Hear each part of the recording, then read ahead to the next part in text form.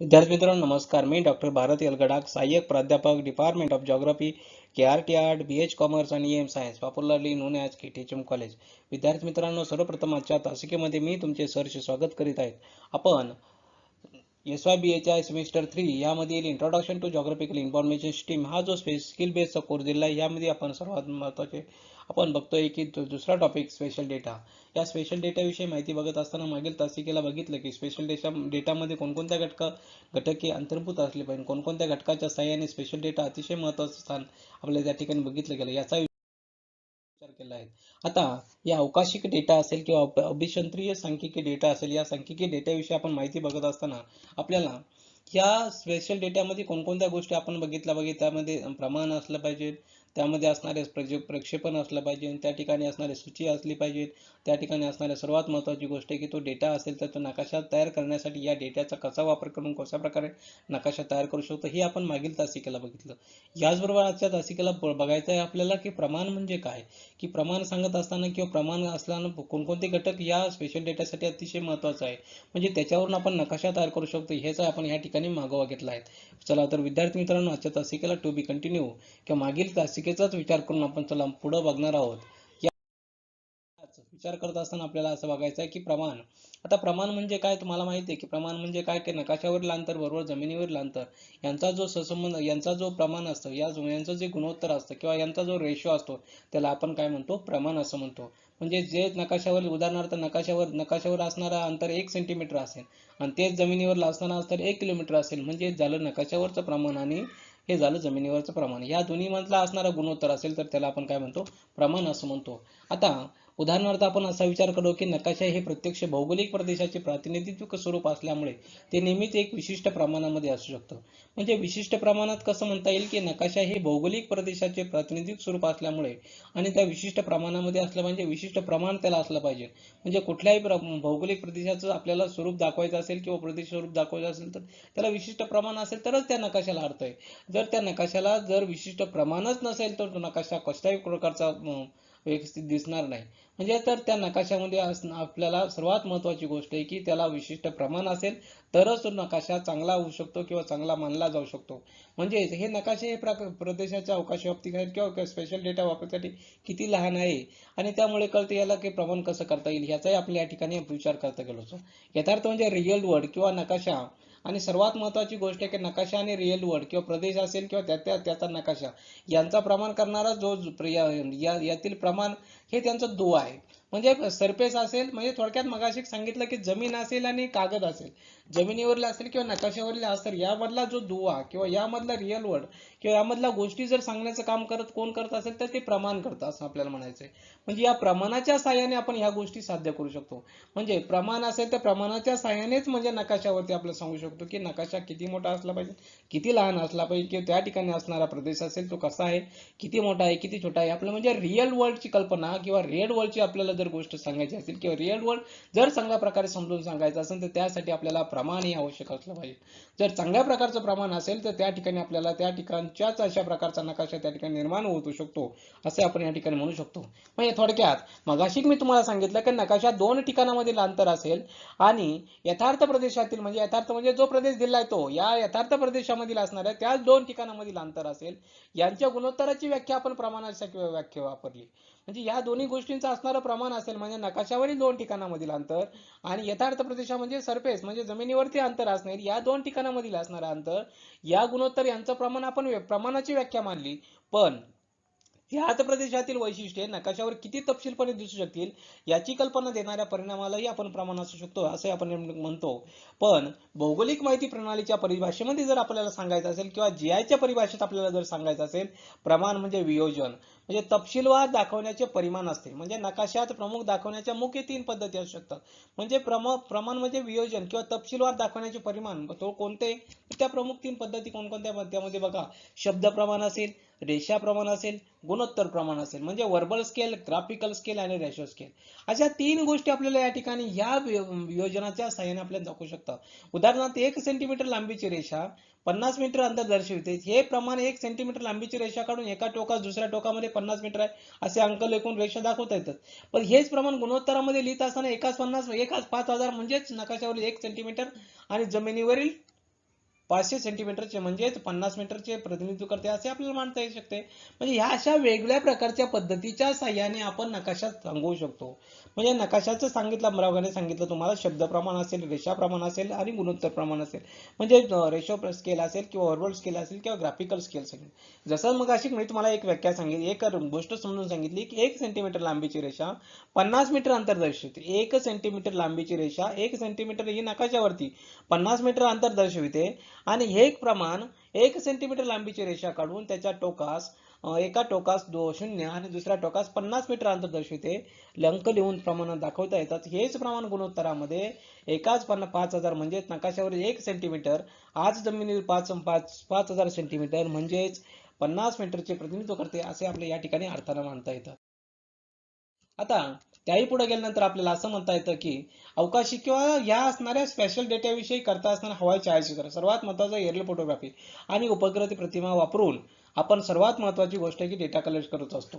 म्हणजे ह्या तंत्रज्ञानाच्या सहाय्याने जर आपण विचार केला की स्थळ निर्देशांक नकाशामध्ये लगेच लक्षात येत नाही म्हणून ते ठरवावे लागतात. आता त्यासाठी काही उद्दिष्ट ठेवावे लागतात. आता मगाशी मी सांगितलं की तुम्हाला प्रमाण सांगितलं आणि पर्पज काय असू शकतो की कुठलाही नकाशा तयार करायचा असेल तर नकाशा तयार करण्यासाठी कुठला उद्देश लक्षात ठेवून आपण नकाशा तयार केला पाहिजे. म्हणजे स्थळ निर्देशांक असेल तर स्थळ निर्देशांक असेल अनेक वापरकर्त्यांच्या युजर विचार केल्यावर त्या ठिकाणी नकाशा तयार केला असतो.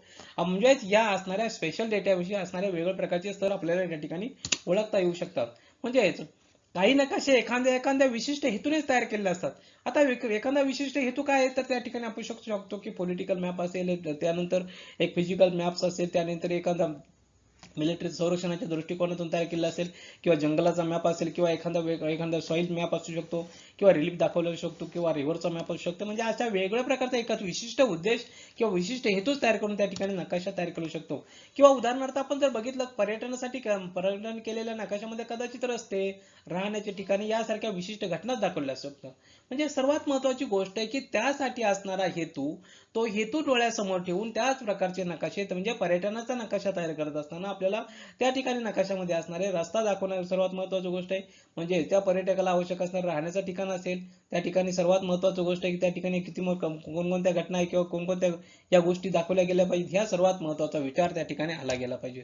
म्हणजेच ह्या भौगोलिक माहिती तंत्रज्ञानामध्ये वापर करणारा कसा आहे म्हणजे युजर कसा आहे त्या युजरच्या सहाय्याने त्या नकाशाचं असणारं उद्दिष्ट आपल्या त्या ठिकाणी म्हणता येईल. म्हणजे व्यापार करणाऱ्या व्यक्तीमध्ये आपण ज्या नकाशावर जर स्पेशल डेटा किंवा अवकाशिक सांख्यिकी माहिती तयार करत आहोत तर तो मूळ हेतू माहिती असणे हे सर्वात महत्त्वाची गोष्ट आहे. जर मूळ हेतूच माहिती नसेल तर त्या ठिकाणी नकाशा करत असताना तो नकाशा हे दुरुपयोगी किंवा निरुपयोगी ठरू शकतो असं आपल्या या ठिकाणी म्हणता येऊ शकते. म्हणजे सर्वात महत्त्वाची गोष्ट आहे की उद्दिष्ट आणि कोणकोणता युजर्स आहे याचा विचार करून आपण नकाशा तयार करत असताना या गोष्टी बघितल्या गेल्या पाहिजे. आता त्याहीच पुढे गेल्यानंतर आपल्याला म्हणता येते की बिल्डिंग ब्लॉक्स किंवा स्पेशल किंवा रचनाखंड म्हणजे काय. ह्या रचनाखंडाचा अभ्यास करत असताना यथार्थ प्रदेशामध्ये आपल्याला म्हणजे यथार्थ म्हणजे एखाद्या विशिष्ट प्रदेशामधील विशिष्ट घटक दाखवण्यासाठी पारंपरिक नकाशावर बिंदू असेल, रेषा असेल, क्षेत्र असेल या रचनाखंडाचा व अवकाशिक अस्तित्वाचा वापर केलेला असतो. आता एखाद्या प्रदेशामधील विशिष्ट घटकास दाखवण्यासाठी किंवा पारंपरिक नकाशावर बिंदू, रेषा आणि क्षेत्र ह्या रचनाखंडाचा किंवा अवकाशिक अस्तित्वाचा वापर केलेला असतो असे आपल्या ठिकाणी म्हणता येईल. म्हणजे उदाहरणार्थ नकाशाकारांनी असे म्हटले गेले आहे की यथार्थ प्रदेशामध्ये असेल किंवा त्रिमिती गोती नकाशावर द्विमिती असेल किंवा 2 डायमेन्शन दाखवण्यासाठी अतिशय परिणामकारकपणे ह्या रचनाखंडाचा वापर केला असतो. आता ह्या रचनाखंड म्हणजे कुठले बिंदू, रेषा आणि क्षेत्र किंवा पॉइंट, लाईन आणि पॉलिगॉन ह्या रचनाखंडांचा आपण त्या ठिकाणी वापर केला जातो. म्हणजे कुठल्याही नकाशाकाराने म्हणजे कार्टोग्राफरने असेल किंवा कुठल्याही द्विमिती असेल की त्रिमिती दाखवण्यासाठी ह्या रचनाखंडांचा किंवा बिल्डिंग ब्लॉकचा वापर केला असतो. म्हणजेच प्रत्यक्ष पृथ्वी पृष्ठावरील घटना असेल किंवा त्यांची वैशिष्ट्ये दाखवण्याचा हा सोपा मार्ग असला तरी नकाशाच्या प्रमाणानुसार व त्यांचे तपशील दाखवताना या रचनाखंडाचा अधिक चांगल्या प्रकारे वापर करता येऊ शकतो. आता चांगल्या प्रकारे कसा वापर केला आहे तर तो चांगल्याच प्रकारे वापर करत असल्यामुळे नकाशामध्ये त्या ठिकाणी आपल्याला त्या दाखवणे होऊ शकते. म्हणजेच जगाच्या नकाशावर एखादे शहर हे केवळ बिंदूने दाखवणे शक्य होते. म्हणजेच आता एक साधं सोपं आहे. आपण जगाचा नकाशा घेतला, जगाच्या नकाशावर एखादं ठिकाण दाखवायचं आपल्याला तर ते केवळ एक बिंदूने दाखवणे शक्य होतं. हेच जर शहर लघु प्रमाण नकाशावर स्मॉल स्केल मॅप असेल तर त्याच्यावर तपशीलवार त्याने रस्ते असेल, निवास क्षेत्र असेल, जलाशय आहेत, या अशा वेगवेगळ्या गोष्टी आपण त्या ठिकाणी दाखवू शकतो. म्हणजे स्केल कसा आहे, नकाशा कुठे किती मोठा आहे, नकाशा छोटा आहे का, कुठला बिंदू असेल त्या बिंदूच्या सहाय्याने दाखवू शकतो. उदाहरणार्थ आपल्याला जर नकाशाचा स्मॉल स्केल दाखवायचा असेल तर त्या ठिकाणी आपण वेगवेगळ्या प्रकारच्या गोष्टी त्या ठिकाणी त्यामध्ये अंतर्भूत करू शकतो. या सर्व गोष्टीचा आपल्याला या ठिकाणी म्हणता येईल. म्हणजेच उदाहरणार्थ आपण बघितलं की ज्या ठिकाणाचं क्षेत्र आपल्याला दाखवणे केवळ अशक्य आहे अशा ठिकाणी शक्यतो आपण बिंदूने वापरतो. उदाहरणार्थ विहीर असेल किंवा पोस्टाची पिटी असेल, हे स्थान दोन भौगोलिक संदर्भाने किंवा जाळी संदर्भाने किंवा ग्रेड रेफरन्स आणि सर्वात महत्वाची असते आणि उंची पाहिजे असल्यास तिसरा संदर्भामध्ये एक्स वाय झेड अशा संदर्भात दाखवलेले असते. म्हणजे ह्या तिन्ही गोष्टी आपल्याला या ठिकाणी दाखवल्या गेल्यामुळे त्या ठिकाणी आपल्याला म्हणता येईल की ह्या गोष्टीमध्ये रचनाखंडामध्ये किंवा बिल्डिंग ब्लॉक्स स्पेशली इन्स्टिट्यूटमध्ये या गोष्टी आपल्याला दाखवता येऊ शकतात. एक्स वाय झेड म्हणजे लांबी, रुंदी आणि उंची असं आपल्याला या ठिकाणी दाखवता येऊ शकतं असं आपल्याला म्हणता येईल. आता त्यानंतर पुढे गेल्यानंतर ज्या गोष्टी वास्तवात रेषाखंड स्वरूपात असतात त्यांना रेषांनी दाखवतात. उदाहरणार्थ रस्ते, नद्या, प्रदेशात नसलेले आणि काल्पनिक अशा सीमा दाखवण्यासाठी रेषाचेही वापरल्या जातात. आता रेषा अनेक प्रकारच्या भूवैशिष्ट्यासाठी वापरल्या जातात. उदाहरणार्थ कालवे असेल, प्रस्तरभंग रेषा असेल, भूमिगत मार्ग असेल, यासाठी ह्या रेषांचा सहाय्याने म्हणजे थोडक्यात पॉलीलाईनचा वापर करणं असतो. पण ज्या ठिकाणी क्ष आणि या दोन बिंदू संदर्भामध्ये तिसरा संदर्भ वापरूमध्ये त्रिमिती स्वरूपामध्ये त्याचे स्थान दाखवता येण्यासाठी वास्तविक पाहता ही रेषा अनेक बिंदूंनी जोडून तयार होते. त्या बिंदूंचे गुणधर्म त्यात अभिप्रेत असतातच असं आपल्याला म्हणता येईल. म्हणजे क्षेत्रव्यापी घटना असेल किंवा गोष्टी असेल या रेषा खंडांचे गट जोडून दाखवले जातात. म्हणजे शेतीचे किंवा जंगलाचे क्षेत्र असेल, मैदाने असेल, खेडी असेल यांचे क्षेत्र ही या प्रकारची उदाहरणे आहेत. म्हणजे भौगोलिक माहिती प्रणालीमध्ये क्षेत्र दाखवणाऱ्या आकारामध्ये बहुभुजाकृती किंवा त्याला पॉलिगॉन असंही म्हटलं गेलं आहे.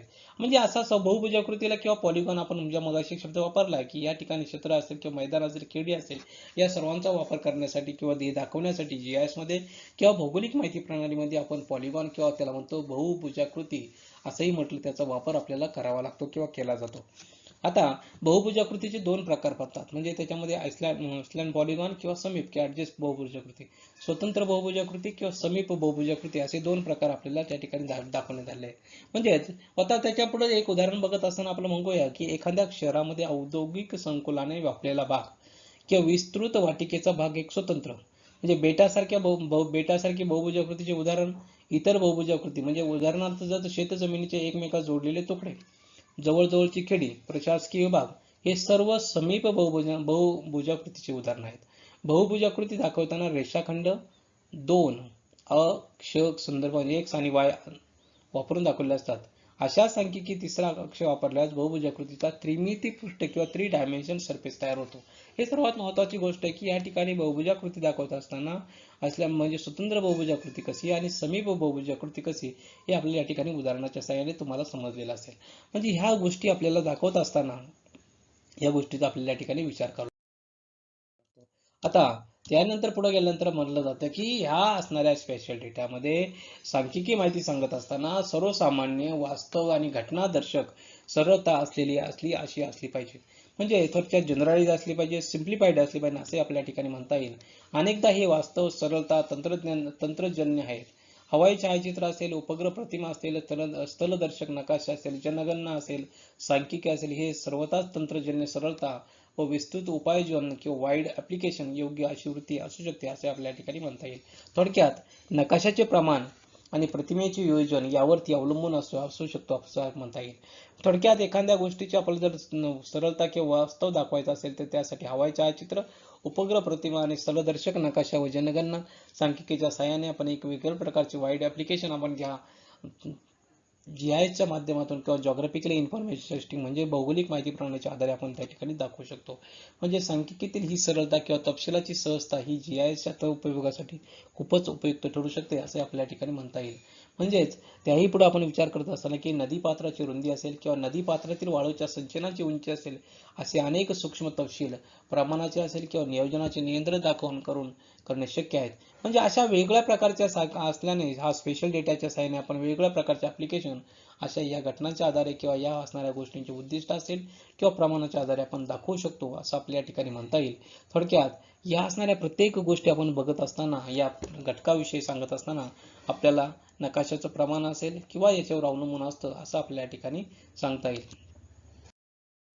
अशा प्रकारे विद्यार्थी मित्रांनो, आज आपण स्पेशल डेटा असेल त्याच्यामध्ये प्रमाण कसं महत्त्वाचं आहे आणि प्रमाण असेल तर उद्दिष्ट असेल तर उद्दिष्ट कशा प्रकारे ठेवलं पाहिजे, त्यातून कशा प्रकारे आपण स्पेशल डेटाच्या सहाय्याने किंवा उपग्रह प्रतिमा असेल किंवा एरियल फोटोग्राफ असेल, या एरियल फोटोग्राफीच्या सहाय्याने कसा स्पेशल डेटा मिळवू शकतो, याचे आपण या ठिकाणी आजच्या तासिकेला विवेचन केलं आहे. विद्यार्थी मित्रांनो, आजच्या तासिकेविषयी कोणाच्या मनात काही शंका प्रश्न निर्माण झाले असेल तर या ठिकाणी माझा मेल ID दिला आहे, यावरती आपण मेल करू शकतात. विद्यार्थी मित्रांनो, अशाच प्रकारे पुढील लेक्चरला आपण एक नवीन टॉपिक घेऊन आणि स्पेशल डेटाविषयीच माहिती बघणार आहोत. तोपर्यंत धन्यवाद. Thank you very much.